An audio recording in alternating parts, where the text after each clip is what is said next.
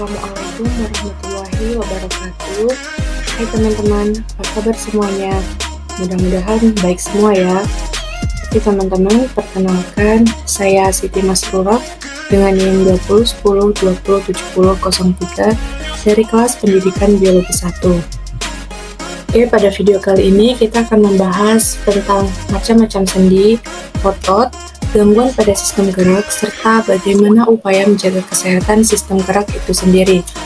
Untuk tujuan pembelajaran kita pada pagi hari ini, yang pertama, peserta didik mendeskripsikan pengertian persendian. Yang kedua, peserta didik dapat mendeskripsikan jenis-jenis sendi. Yang ketiga, mengidentifikasikan sendi-sendi yang bekerja dalam melakukan aktivitas sehari-hari. Yang keempat, menjelaskan karakteristik otot manusia. Yang kelima, mendeskripsikan jenis-jenis otot. Kemudian, mendeskripsikan mekanisme gerak otot, menjelaskan sifat kerja otot, menyebutkan gangguan pada sistem gerak manusia, menyebutkan upaya menjaga kesehatan sistem gerak pada manusia. Oke, untuk materi yang pertama adalah hubungan antar tulang atau biasa yang kita sebut dengan sendi. Jadi, sendi ini memungkinkan adanya pergerakan. Sendi dibentuk pada tulang rawan di daerah sendi. Persendian secara fungsional dibagi menjadi 3. Ada sinartrofis, amifiartrosis, dan diartrosis. Sinartrosis atau sendi mati merupakan persendian yang tidak dapat bergerak karena tidak adanya sendi. Contohnya itu lakukan pada tulang tengkorak. Yang kedua, amifiartrosis atau sendi kaku adalah persendian dengan gerakan terbatas. Contohnya persendian antar tulang belakang dan tulang pada kemaluan. Yang ketiga, ada sendi diartrosis atau sendi gerak. Diartrosis ini merupakan persendian dengan gerakan paling bebas atau leluasa. Manusia memiliki banyak sendi gerak. Berikut ini pengelompokan dan letak dari sendi gerak. Yang pertama, sendi engsel. Sendi ini memungkinkan tulang bergerak menyerupai gerak engsel pintu dan bersifat satu arah. Contohnya itu sendi pada lutut. Yang kedua, ada sendi putar. Sesuai dengan namanya, sendi ini memiliki karakteristik yang memungkinkan tulang dapat melakukan putaran terhadap tulang lain. Contohnya, sendi antara tulang hasta dan pengumpil. Yang ketiga, ada sendi peluru. Sendi peluru ini merupakan sendi yang memungkinkan gerakan ke segala arah. Contohnya, sendi pada panggul dan bahu.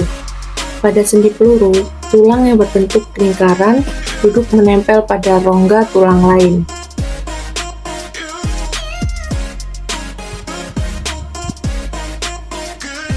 Selanjutnya ada sendi gulung. Sendi gulung ini bisa kita jumpai antara tulang yang memiliki rongga elips dan permukaan tulang lain yang berbentuk bulat telur. Contohnya penghubung tulang telapak tangan dengan tulang jari.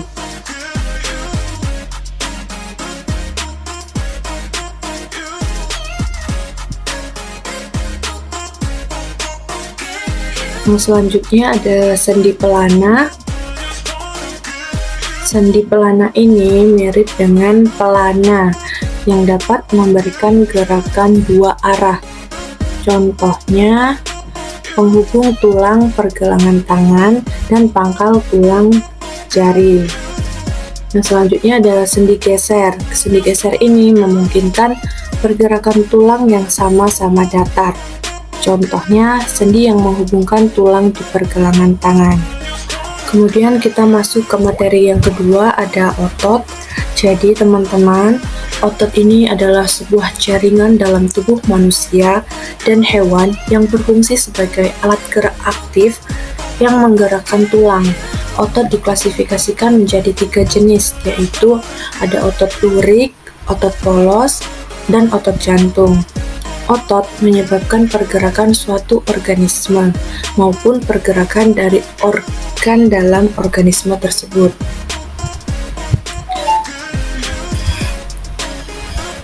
Selanjutnya ada karakteristik otot manusia. Jadi otot ini merupakan alat gerak aktif yang dapat berkontraksi lebih pendek. Otot akan memendek apabila berkontraksi dan akan memanjang apabila berelaksasi. Bisa teman-teman lihat pada gambar di samping. Sebagai alat gerak aktif, otot ini mempunyai 3 karakteristik, yaitu yang pertama, kontraktilitas, kemampuan otot untuk memendek dari ukuran semula.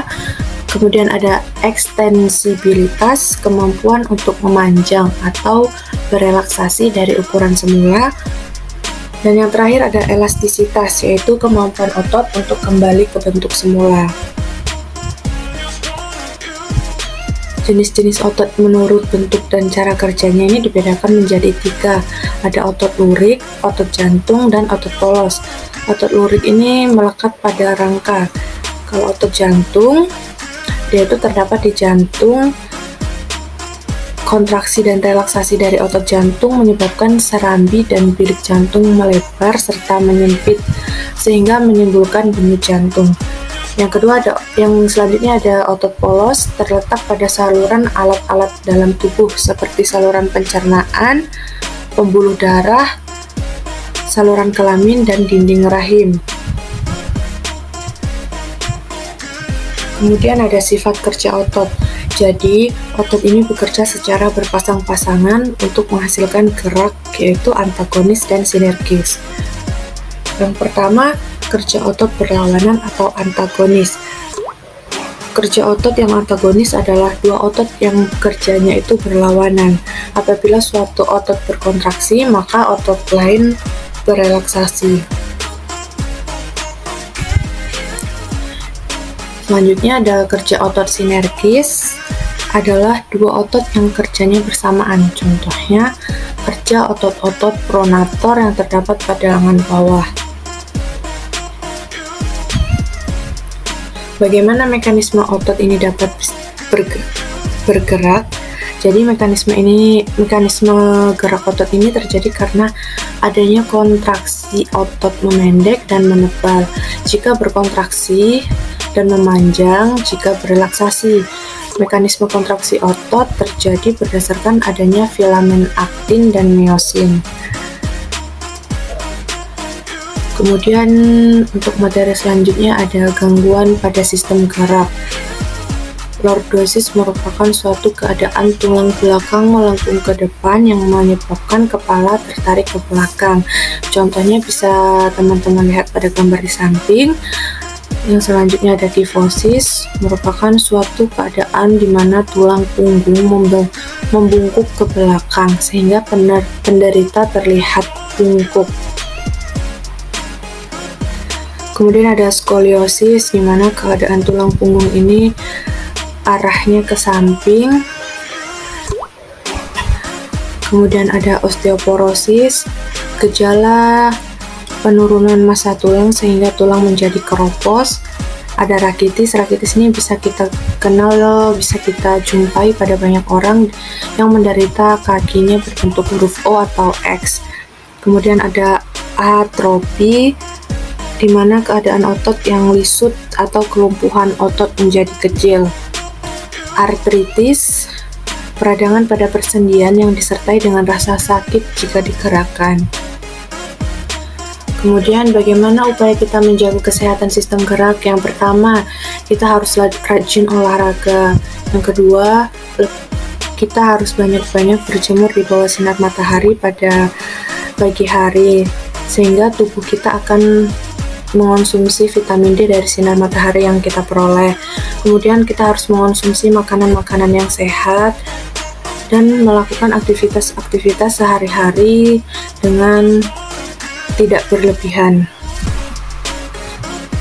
Baiklah, itu saja materi yang dapat saya sampaikan. Mungkin apabila ada kata-kata yang salah, saya mohon maaf. Kepada Allah saya mohon ampun. Saya akhiri, wabillahi taufik wal hidayah. Wassalamualaikum warahmatullahi wabarakatuh.